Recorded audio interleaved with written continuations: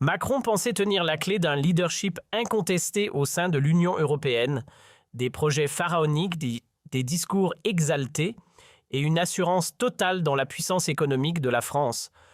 Pourtant, ce qui paraissait être un plan visionnaire s'est mué en un fiasco diplomatique aux répercussions profondes. Loin de fléchir, Orban s'est dressé comme un mur exposant au grand jour les fragilités du président français. Dans un geste qui a pris Bruxelles de court, Budapest a bloqué plusieurs initiatives clés redistribuant les cartes du pouvoir et laissant Macron isolé même parmi ses alliés traditionnels. Ce qui devait être l'aboutissement d'une stratégie ambitieuse s'est retourné contre lui. Tandis que Paris multipliait les pressions, Orban observait en silence attendant son... Macron pensait tenir la clé d'un leadership incontesté au sein de l'Union européenne, des projets pharaoniques, des discours exaltés et une assurance totale dans la puissance économique de la France. Pourtant, ce qui paraissait être un plan visionnaire s'est mué en un fiasco diplomatique aux répercussions profondes. Loin de fléchir, Orban s'est dressé comme un mur exposant au grand jour les fragilités du président français. Dans un geste qui a pris Bruxelles de court, Budapest a bloqué plusieurs initiatives clés redistribuant les cartes du pouvoir et laissant Macron isolé même parmi ses alliés traditionnels. Ce qui devait être l'aboutissement d'une stratégie ambitieuse s'est retourné contre lui. Tandis que Paris multipliait les pressions, Orban observait en silence attendant son moment pour frapper. Deux styles opposés, d'un côté, précipitation et posture autoritaire. De l'autre, calcul froid et détermination inébranlable. La tension a atteint un nouveau sommet lorsque Macron a proposé de priver la Hongrie de son droit de vote au sein du Conseil européen. Une initiative que beaucoup ont perçue comme une tentative autoritaire de faire taire une voix discordante. Mais au lieu de plier, Orban s'est retiré du consensus dévoilant au passage un document explosif sur les pressions exercées par l'Élysée. Le choc a été immédiat, non seulement Budapest a résisté, mais elle a révélé l'arrogance avec laquelle Paris cherchait à remodeler l'Union selon ses propres intérêts. Loin de susciter l'unanimité, cette stratégie a divisé les membres. Même certains États traditionnellement alignés sur la France ont exprimé leur malaise. Pendant que Macron croyait solidifier son emprise sur Bruxelles, il a déclenché une onde de scepticisme. Au lieu de rassembler, il a fracturé et les conséquences n'ont pas tardé: perte de confiance, soupçons croissants et une solidarité européenne mise à mal. Alors que la tension montait à Bruxelles, Macron croyait pouvoir allier les capitales européennes à sa cause avec des discours enflammés et des appels à l'unité. Pourtant, le climat politique lui échappait. À Rome, à Madrid, à Prague, les réactions furent glaciales. Plusieurs dirigeants ont jugé que la croisade de Macron contre la Hongrie relevait davantage d'un règlement de compte personnel que d'un intérêt collectif. Le silence d'Orban lui devenait de plus en plus assourdissant. Aucun mot de trop, aucun dérapage, juste des faits livrés au bon moment. Pendant que Macron s'agitait dans les couloirs du pouvoir, Budapest avançait avec une sérénité déconcertante. Et les effets ont commencé à se faire sentir. Les réunions à huis clos devenaient plus tendues, les alliances historiques vacillaient et l'image du président français s'effritait jusque dans son propre camp. Ce n'était plus une confrontation idéologique, c'était une perte de contrôle politique. Le décalage devenait de plus en plus flagrant. Tandis que Macron multipliait les initiatives spectaculaires pour imposer sa vision, Orban avançait avec une rigueur méthodique, comme un joueur d'échecs imperturbable.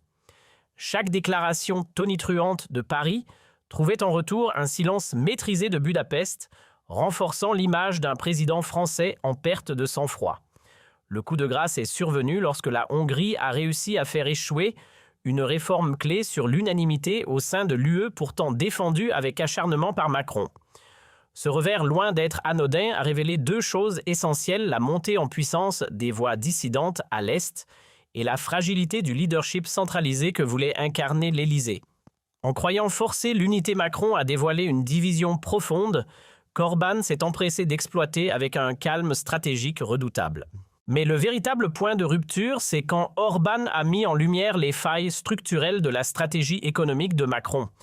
Alors que ce dernier vantait son fameux plan de relance à plusieurs milliards, Censé remettre la France au centre de l'échiquier européen, le leader hongrois a prononcé un simple « non » et tout s'est écroulé. Derrière les grandes annonces et les slogans pompeux, la réalité est crue, une France dépendante d'un endettement chronique, piégée dans une bureaucratie lourde et incapable de répondre aux défis fondamentaux tels que la formation, l'innovation ou la pénurie de main-d'œuvre qualifiée. Orbán n'a pas simplement rejeté un plan financier, il a démasqué une illusion collective. Et ce dévoilement a déclenché une onde de choc qui a traversé les chancelleries européennes. D'un revers, il a exposé la vulnérabilité d'un système qui se croyait invincible. Ce n'est pas uniquement sur le terrain institutionnel qu'Orbán a frappé fort. Il a également attaqué, là où cela fait le plus mal, la crédibilité financière de la France au sein même de l'Union. En bloquant les fonds européens censés alimenter le plan économique de Macron, le dirigeant hongrois a provoqué une onde de choc dans les marchés. Les agences de notation ont commencé à scruter la stabilité budgétaire de Paris et certains économistes ont tiré la sonnette d'alarme, une France surendettée dépendante d'aides communautaires sans garantie de rendement. Ce geste calculé n'était pas une simple obstruction. C'était un signal lancé aux capitales européennes. La France ne peut plus se permettre de jouer le rôle de moteur économique sans reconsidérer ses propres faiblesses. Macron, pris de court, a tenté d'accuser Orbán de sabotage, mais il était trop tard, la méfiance s'était déjà installée et les marchés, eux, avaient déjà réagi. Là, le masque est tombé. Loin d'un simple conflit institutionnel entre Paris et Budapest, l'affaire a pris une ampleur bien plus grande, une crise de légitimité qui menace l'équilibre même de l'Union européenne. Les premières fissures sont apparues au sein du Conseil. Plusieurs États membres ont commencé à prendre leur distance avec les positions françaises. Mais c'est sur la scène internationale que l'impact fut le plus brutal. Certains pays d'Europe centrale ont reconsidéré leur alignement automatique sur les directives venues de Paris ou de Bruxelles. Même au sein de l'OTAN, des voix se sont élevées pour dénoncer le ton autoritaire adopté par Macron. Le Rassemblement national lui a saisi l'opportunité pour marteler son message « La souveraineté nationale n'est pas à vendre ».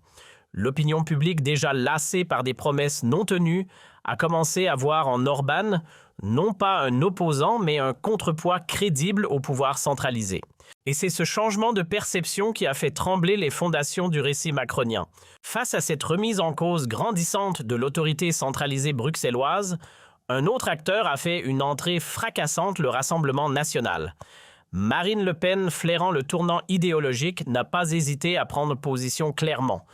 Pour elle, le problème n'est pas Orbán, mais Macron, ce président qui impose sa vision sans consulter son peuple. Ce retournement de discours a brisé un tabou en France. Là où l'on attendait une solidarité mécanique envers Paris, c'est un soutien implicite à Budapest qui s'est imposé. Et ce basculement révèle bien plus qu'un simple clivage partisan. Il traduit une fracture profonde entre deux conceptions de l'Europe, celle d'en haut technocratique et autoritaire incarnée par Macron, et celle d'en bas portée par une aspiration à la souveraineté que symbolise le RN. Cette opposition frontale n'est pas qu'un débat idéologique, elle préfigure un réalignement politique majeur sur la scène européenne. Une question se pose alors, cette dynamique est-elle passagère ou assiste-t-on à la fin d'un cycle? Pendant que l'Élysée s'efforçait de garder la mainmise sur l'agenda européen, un basculement s'est opéré discrètement. Plusieurs nations, longtemps tenues dans l'ombre par le poids de la diplomatie française, commencent à reprendre leur autonomie. Le cas le plus frappant vient de certains pays d'Europe de l'Est qui, jadis marginalisés dans les décisions stratégiques, affichent désormais une posture résolument indépendante. Pour eux, suivre les diktats venus de Paris revient à sacrifier leurs intérêts nationaux sur l'autel d'un projet idéologique imposé. Orbán, en s'érigeant en porte-voix de cette insubordination calculée, a ouvert une brèche, la possibilité pour des États membres de dire non ouvertement sans s'excuser. Et cette audace qui hier encore aurait provoqué des sanctions immédiates est aujourd'hui perçue comme un acte légitime. Ce revirement symbolise une chose, le centre de gravité de l'Europe est en train de glisser et la parole unique de Paris n'a plus l'autorité d'antan. Tandis que certains leaders choisissent la prudence dans leur défiance envers l'ordre établi, Orbán lui opte pour la confrontation frontale. Il ne se contente plus de défendre la souveraineté de son pays en coulisses, Il la proclame haut et fort sur la scène européenne. Lors d'un récent entretien, il n'a pas hésité à pointer du doigt Emmanuel Macron comme l'architecte d'un centralisme autoritaire déguisé en projet européen. Une phrase choc, mais qui résonne avec force dans de nombreuses capitales de l'Est. Et au lieu de s'isoler, Orbán multiplie les alliances inattendues. Son hommage à Angela Merkel, salué pour son approche réaliste et diplomatique, contraste violemment avec ses critiques acerbes contre Macron qualifié de va-t-en-guerre. Cette mise en parallèle entre deux visions de l'Europe, l'une prudente et stratégique, l'autre imprudente et dominatrice, marque une rupture symbolique. Orbán n'est plus simplement un opposant, il devient l'alternative. Pendant que Macron multiplie les manœuvres pour imposer une Europe uniformisée sous la bannière de l'Élysée, Orbán lui tisse patiemment un contre-modèle. Tandis que Paris parle de solidarité et de cohésion, Budapest signe des accords bilatéraux, renforce ses partenariats énergétiques et ouvre ses portes à des acteurs que Bruxelles préfère ignorer. Cette stratégie de contournement, loin d'être marginale, séduit désormais au-delà des frontières hongroises. Certains pays, autrefois alignés sur les positions françaises, explorent discrètement cette voie alternative. Le discours de Macron, censé incarner l'unité européenne, sonne de plus en plus creux face à la diversité des réalités nationales. L'isolement ne touche plus seulement les sceptiques, il rattrape désormais le cœur même du pouvoir français. Et dans ce grand rééquilibrage, la figure d'Orbán ne fait que gagner en légitimité. Ce glissement ne s'arrête pas aux frontières de la Hongrie. Il contamine peu à peu toute une partie de l'Europe qui, lasse des injonctions venues de Paris, commence à exprimer son exaspération. Les pays baltes, la Slovaquie et même certains secteurs politiques en Autriche ne cachent plus leur désaccord avec la centralisation croissante impulsée par l'Élysée. Ce rejet n'est plus discret. Il s'affiche dans les urnes, dans les parlements, dans les médias. Orbán, que l'on voulait isoler, devient un catalyseur. Macron, qui aspirait à devenir le chef de file d'une Europe forte, se retrouve à défendre des positions de plus en plus fragiles. Pendant que l'Élysée parle de progrès collectif, de plus en plus d'États cherchent à reprendre le contrôle de leur politique. La fameuse unité européenne semble aujourd'hui n'être qu'une façade fissurée. Et dans cet espace laissé vacant, une nouvelle dynamique s'installe, celle d'un retour assumé à la souveraineté. Ce que révèle cette séquence politique, c'est moins un duel personnel entre Macron et Orbán qu'un effondrement progressif d'un système construit sur des illusions d'unité. L'Europe que Macron rêve de diriger d'une main ferme semble se fracturer sous le poids de ses contradictions internes. Même au sein du G7, autrefois bastion de la cohésion transatlantique, les tensions s'accumulent. Ce qui devait être un cercle de confiance est devenu un théâtre d'ambiguïté où chaque pays mesure ses mots par peur des représailles diplomatiques. La stratégie d'Emmanuel Macron, pensée comme un levier de domination douce, se transforme en outil de division. Au lieu d'unir, elle exacerbe les fractures. Au lieu de rassurer, elle inquiète.